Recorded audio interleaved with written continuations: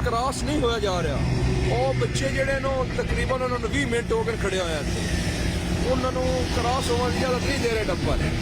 ਅੱਲਾਹ ਮਾਫ ਕਰਿਆ, ਵੇਖੋ ਨੰਬਰ ਤੇ ਨੰਬਰ ਜਾ ਰਿਹਾ। ਅੱਲਾਹ ਸੋਹਣੇ ਮਾਫ ਕਰੀਏ ਇਹਨਾਂ ਨੂੰ।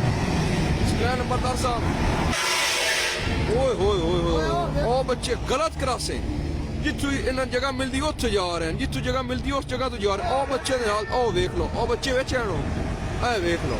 ਹੁਣ ਬੱਚਿਆਂ ਨੂੰ ਬਚਾਉਣ ਜਾਂਦੇ ਪਏ ਅਸੀਂ, ਅੱਲਾਹ ਸੋਹਣਾ ਖੈਰ ਕਰੇ।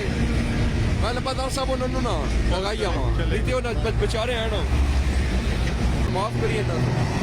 ਸਕੈਨ ਨੰਬਰਦਾਰ ਸਾਹਿਬ, ਓਏ ਹੋਏ ਹੋਏ ਹੋਏ, ਉਹ ਬੱਚੇ ਗਲਤ ਕ੍ਰਾਸਿੰਗ, ਜਿੱਥੋਂ ਇਹਨਾਂ ਜਗ੍ਹਾ ਮਿਲਦੀ ਉੱਥੇ ਜਾ ਰਹੇ ਨੇ, ਜਿੱਥੋਂ ਜਗ੍ਹਾ ਮਿਲਦੀ ਉਸ ਜਗ੍ਹਾ ਤੋਂ ਜਾ ਰਹੇ। ਉਹ ਬੱਚੇ ਦੇ ਹਾਲ ਉਹ ਵੇਖ ਲਓ, ਉਹ ਬੱਚੇ ਵਿੱਚ ਨੂੰ ਇਹ ਵੇਖ ਲਓ।